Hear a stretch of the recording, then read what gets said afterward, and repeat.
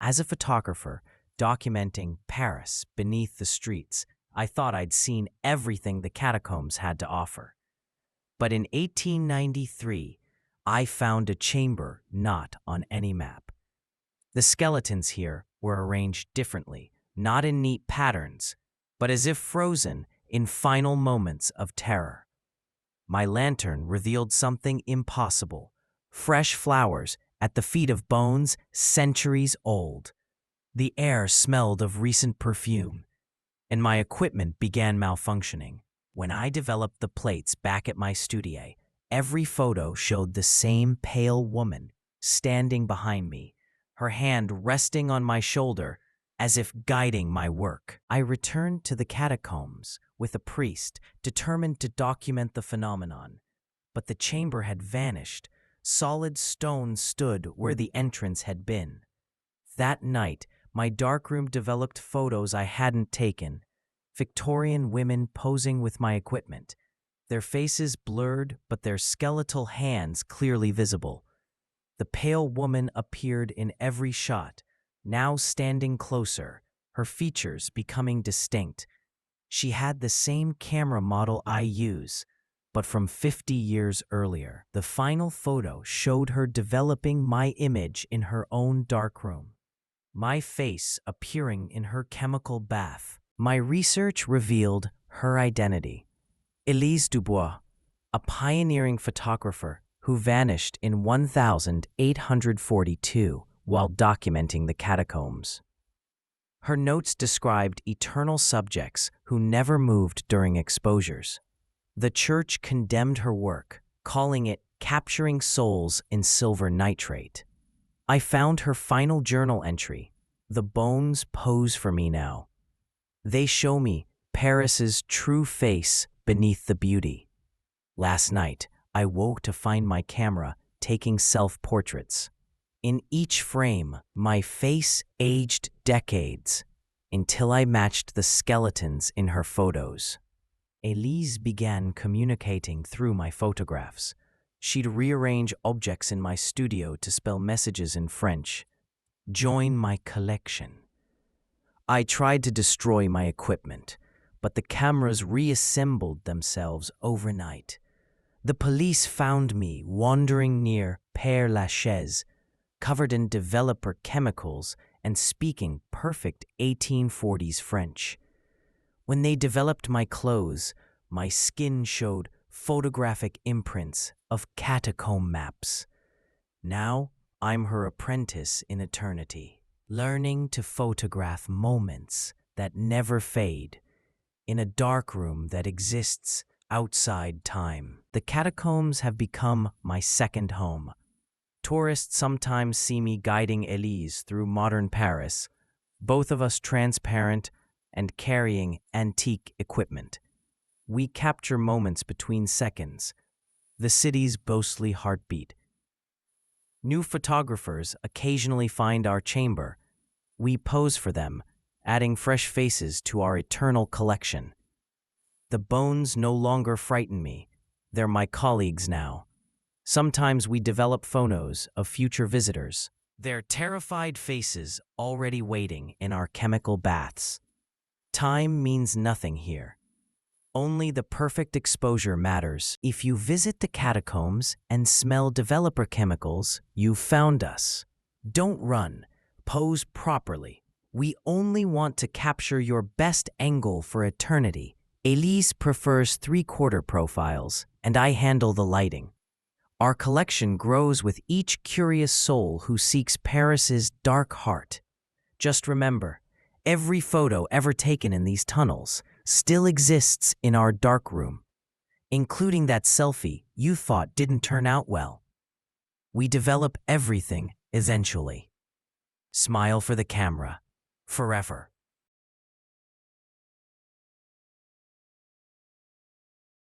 The Palais Garnier holds many secrets, but none as dark as what happened during the 1875 season. I was a stagehand when the lead soprano vanished during a performance. They said she eloped, but I knew better. I saw the shadow in the rafters that night. Now, every full moon, the opera house echoes with her final aria. Last week, a new singer auditioned with that same piece. When she reached the high note, every mirror in the dressing rooms shattered simultaneously. The caretaker found words written in the glass dust. My role forever. The new singer, Claudette, became the sensation of Paris. But I noticed changes. She mastered impossible arias overnight. Her voice sometimes split into harmonies no human could produce. Backstage, stagehands whispered about cold spots near her dressing room. I investigated and found her practicing with the reflection that moved independently. When I confronted her, she smiled sadly. The opera needed a star, she said. I'm just borrowing the role. Then her eyes flashed with someone else's memory. The original soprano's final terrified expression before she vanished. I discovered the original contract from 1875, signed in blood, guaranteeing eternal fame for the performer who could channel the opera house's muse. The current director showed me records of 7 sopranos who'd vanished during the same aria over decades. Backstage, I found a hidden room containing their costumes, each perfectly preserved. That night, Claudette's performance ended with her levitating above the stage, singing in 3 languages simultaneously. The chandelier candles extinguished themselves, then relit to reveal all 7 missing singers standing behind her in a chorus of echoes. The phantom singers began appearing throughout the opera house.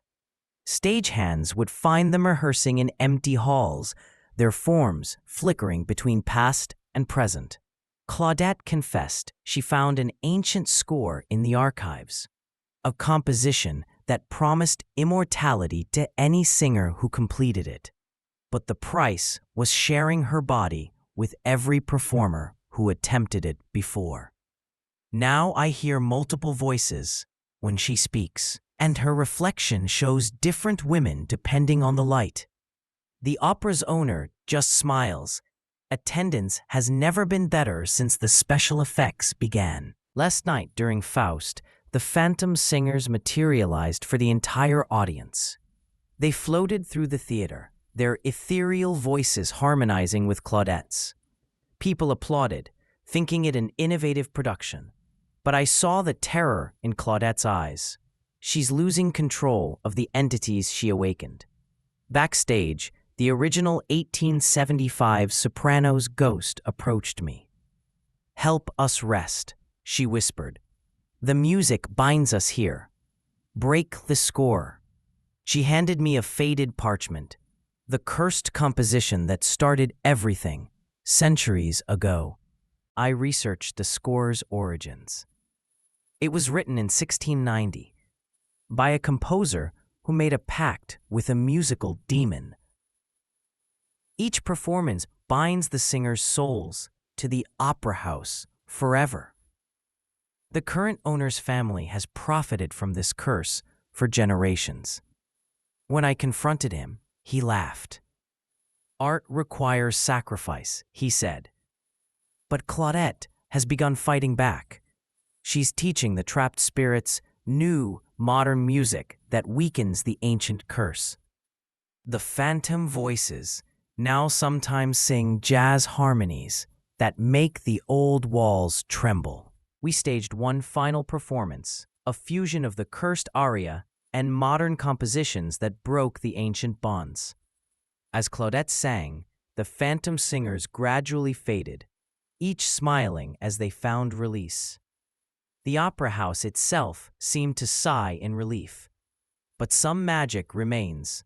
On quiet nights, you can still hear faint applause from empty boxes, and new singers occasionally find their voices temporarily harmonizing with ghosts. The music never truly dies here. It just waits for the right performer to continue the eternal song.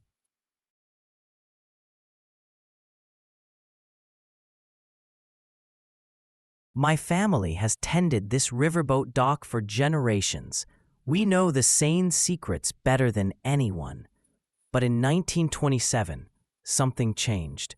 The river began giving up bodies that shouldn't exist, people in centuries-old clothing, perfectly preserved. The police called it impossible, but I saw them rise from the water myself. They don't look dead, just waiting. Last night, one spoke to me in perfect French, with an accent from the Revolution. "The river remembers what the city forgets," she said, before dissolving into mist. The river ghosts became more substantial each night. They'd sit on my dock, telling stories of Paris through the ages, revolutionary martyrs, medieval merchants, Roman soldiers, all preserved by the Seine's strange currents. A historian documented their accounts, but the next morning, his notes had transformed into period-appropriate parchment. The ghosts explained, the river writes its own history. Last full moon, they reenacted the 1830 revolution on the water's surface. Their ghostly battles reflected in the waves, while modern Paris slept unaware. I discovered why the ghosts emerged now. Construction for the metro had disturbed ancient tributaries beneath Paris, altering the river's spiritual flow. The ghosts feared being cut off from the living world forever. A Roman centurion's spirit showed me underground rivers where time flows differently. Meanwhile, modern drownings began producing instant ghosts, confused spirits in contemporary clothing, mingling with historical figures. The Seine was becoming a refugee camp for souls from all eras, all trapped by the city's relentless modernization above. The ghosts taught me to read the river's currents like pages of history. By studying the water's flow, I could witness any era of Paris. But this gift came with a price. I began aging irregularly, sometimes appearing decades older after particularly vivid visions. The river was claiming me as its permanent keeper. My family has tended these docks for 6 generations, but I'm the first to truly understand what we're keeping. Not just boats, but the gateway between Paris's past and present. During the 1927 flood, something extraordinary happened. The river overflowed with ghosts. Historical Paris superimposed itself over the modern city for 3 days. Revolutionaries marched through contemporary streets. Medieval merchants sold wares to confused modern Parisians. I mediated between eras, explaining each to the other. The ghosts revealed they protect living Paris during disasters. Their collective memory contains survival knowledge from centuries of floods, plagues, and wars. The Seine isn't haunted. It's Paris's living historical archive. I've accepted my role as the Seine's eternal keeper. The river has stopped my aging, and I now appear equally to both living and dead. Tourists sometimes photograph me, thinking I'm a historical reenactor, never realizing I'm speaking with companions they can't see. The ghosts and I have an understanding. We maintain the balance between Paris's past and future. When you walk along the Seine at dawn and feel a strange nostalgia, that's us remembering for you. The river never forgets, and neither do its keepers.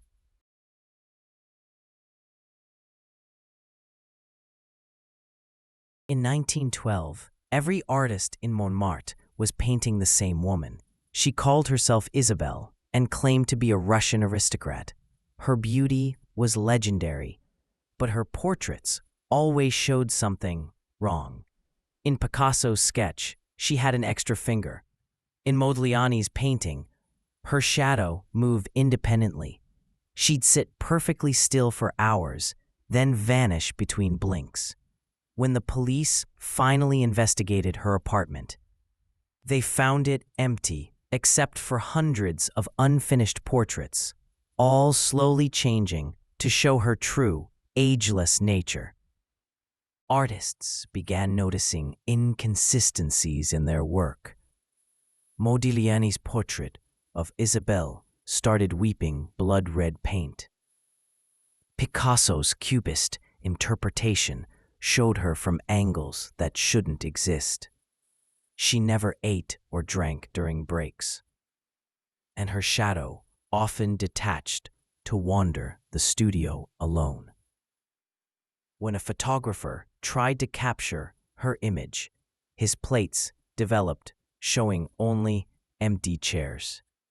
Yet in paintings, she appeared more real than the living artists themselves. She was becoming immortal through art while remaining invisible to mechanical reproduction. I tracked Isabelle to her flat near Sacré-Cœur. The landlord said she'd lived there since 1832, always paying in antique coins. Her apartment was a museum of art history. Every major Montmartre artist had works featuring her, spanning nearly a century. She confessed she was a muse trapped by a jealous sorcerer's curse in the Renaissance. "I can only exist through artists' perceptions," she explained. "When they see me as beautiful, I live. When they stop creating me, I fade." Her existence depended on eternal artistic inspiration. The curse had a dark side, each painting stolen a piece of the artist's vitality. Toulouse-Lautrec's declining health wasn't just from absinthe. Isabelle had been draining his life force to maintain her beauty. She showed me her true form, an ancient, withered creature sustained only by artistic energy. "I don't want to harm anyone," she wept, "but I'm trapped between existence and oblivion." The more beautiful the artwork, the more life it cost the artist. Great art required literal life essence as payment. We discovered a potential solution in alchemical texts. If enough artists collaborated on a single masterpiece voluntarily, the combined energy could break the curse. Picasso, Modigliani, and others created a monumental composite portrait. As they worked, Isabelle flickered between her beautiful and ancient forms. The final brushstroke triggered a blinding light. When it sated, the painting showed Isabelle aging naturally through all life stages. Finally mortal, finally free. But the masterpiece itself pulsed with strange energy. The painting now hangs in a secret Montmartre gallery, watched by the artist's descendants. Isabelle lives a normal lifespan, though her connection to art remains. Paintings still capture her essence more vividly than reality. The cursed energy transformed into something new. Artists who view the masterpiece experience bursts of inspiration without the life-draining cost. Montmartre's creative energy now sustains itself in a positive cycle. But sometimes new models arrive with that same eternal quality in their eyes. The curse may be broken, but the archetype remains. Now I guard the masterpiece and guide new artists away from dark inspiration. The painting serves as a warning and a promise. Great art shouldn't cost lives. Isabelle visits occasionally, aging gracefully, as she was always meant to. Her grandchildren play in Montmartre streets, completely ordinary. But in certain light, I see the muses' legacy in their eyes. The magic didn't disappear. It evolved, and Paris's art continues. Nourished by sacrifice, transformed into shared inspiration rather than stolen vitality.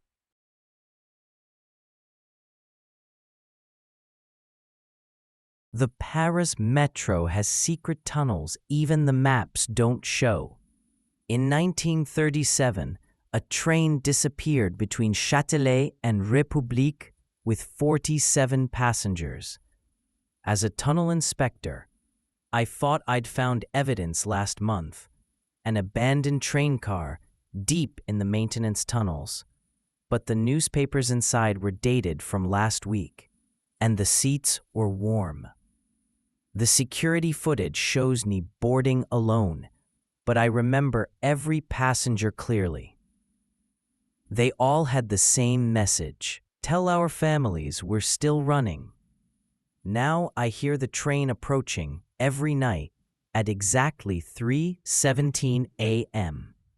The ghost train began appearing on regular schedules.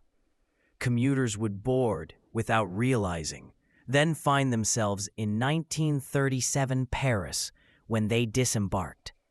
The trains themselves were temporal bridges, modern electricity mixed with vintage advertisements, passengers from different eras sitting together in uneasy silence. I discovered I could communicate with the original conductor, Philippe, who explained the 1937 disaster wasn't an accident. They'd hit a temporal fault, a crack in reality beneath Paris that swallowed them whole into a time loop. Philippe taught me to navigate the temporal faults.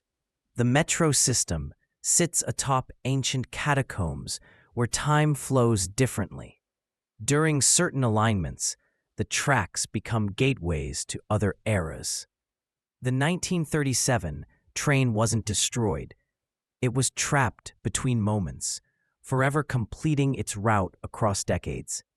I began riding with them, delivering messages to relatives of long-dead passengers, helping resolve unfinished business. But each journey cost me. I'd return older or younger randomly, my personal timeline fraying at the edges. Modern construction threatened to collapse the temporal network. New tunnel drilling risked severing the ghost train's route forever, trapping them in non-existence. I had to mediate between 1937 passengers and 21st century engineers. The ghosts revealed they stabilize Paris's timeline. Their endless journey prevents temporal collapses that would unravel history. During World War II, they'd actually transported resistance fighters through time gaps. The metro wasn't just haunted. It was Paris's temporal immune system. We reached a compromise. The new tunnels would incorporate temporal bypasses designed with the ghost's help. Modern architects worked with 1937 engineers to create stable time bridges. The ghost train now appears intentionally during certain tours, its passengers waving to delighted tourists who think it's an elaborate show. But I know the truth. They're still running their vital route, maintaining reality's fabric. Philippe finally retired when we found a replacement, a modern conductor who actually enjoys the eternal shifts. Now I consult on temporal infrastructure projects worldwide. The Paris metro remains the most stable, thanks to our ghostly partners. Tourists sometimes photograph coincidences. 1937 newspapers perfectly aligned with modern ads, or period clothing that seems too authentic. They're witnessing careful temporal management. The trains between worlds still run on schedule, and I still ride them occasionally. After all, some connections transcend time itself. Next time your metro is strangely empty, listen closely. You might hear vintage brakes whistling through time.